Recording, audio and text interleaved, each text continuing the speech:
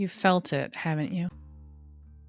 The air shifts, the night grows still, and something in you knows there's more than this physical world. But when it comes to ghosts, angels, and ancestors, science shrugs, religion oversimplifies, and you're left wondering what's actually real. After years of studying energy, intuition, and the rhythms of nature, I've learned that the truth about the veil is far more grounded, far more personal than most people realize. In this episode, you're finally going to understand what happens when the veil thins and how to connect with spirit in a way that feels both safe and sacred. We'll explore the real difference between ghosts, guides, and angels, why this season seems to amplify your intuition, and simple ways to honor your ancestors tonight. Let's step between worlds together. So, what is the veil? Energetically, it's the natural boundary between the physical and non-physical, between matter and energy. As the Earth tilts toward winter, our planet's electromagnetic field shifts. The nights lengthen, the Schumann resonance, which is Earth's heartbeat, fluctuates. And because your nervous system is an extension of that same field, you feel it too. Your intuition heightens, your dreams deepen. You start to sense, without seeing, that there's more happening in the room than meets the eye.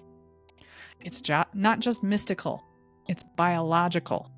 The veil thins because we, as part of nature, become quieter, slower, and more receptive. When the world gets still, spirit gets louder. Let's clear up the language. I got to travel with Maria Yesburu, who's been on the podcast for 6 days. I was also with her partner, Linda Yesburu, who's also been on the podcast. And we talked about ghosts, spirit, angels, archangels, spirit guides, how the indigenous connect with spirit. So let's clear up some of this language, because there's a lot to unpack and a lot to share here. Ghosts are energetic echoes, fragments of consciousness still tethered to the physical plane. They're often lingering out of emotion, confusion, or unfinished purpose. They're not here to haunt. They're here to be seen and released. Spirit is the life force in all things. It's the pure consciousness that animates creation. It's not separate from you. It moves through you. Angels.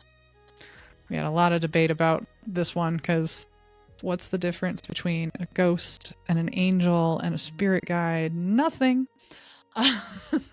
Angels are higher frequency beings of order, protection, and divine love. They operate like cosmic frequency keepers.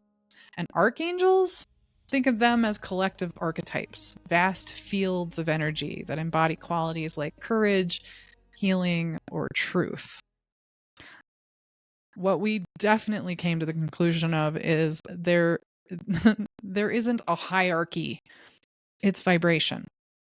Ghosts and spirit operate closer to the human realm. Angels and archangels vibrate at light speed frequencies.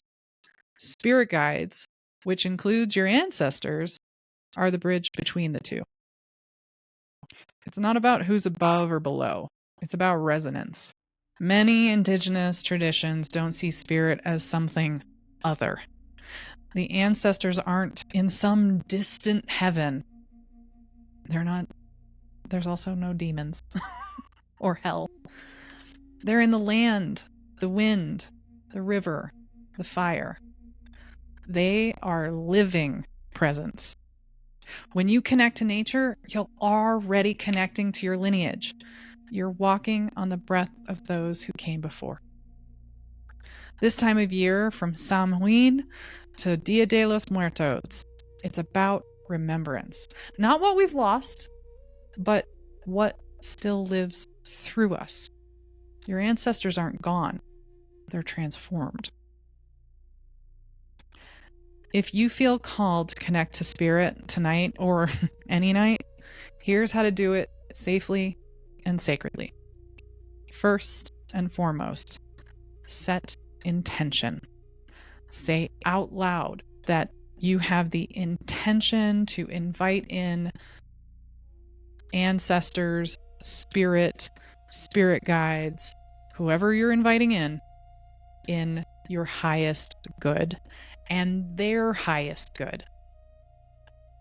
That's the intention. Second, create sacred space. Light a candle, breathe deeply, and let your body relax into the space. You're holding space for this opportunity to connect. Third, call in what you're wanting to call in by name. If you're calling in spirit guides, do you know their names? If you're calling in ancestors, call them in by name. If you're calling in a ghost, call them by name. If you're calling in an archangel, use their name. Ask them to share their wisdom or their presence. Then, watch and listen. Spirit often speaks through feelings like chills, warmth, or intuition. They speak through nature, signs that show up. And then, when you're done connecting, close consciously. Thank the energies and release them back to whatever they were doing. Spirit communication is relational. If there's anything that I've learned over the years, it's that it's a way to connect just on a different level. It's not about control. You're not demanding them to do something. You're getting their consent and you're doing it with reverence. Spirit communication is relational. Remember that.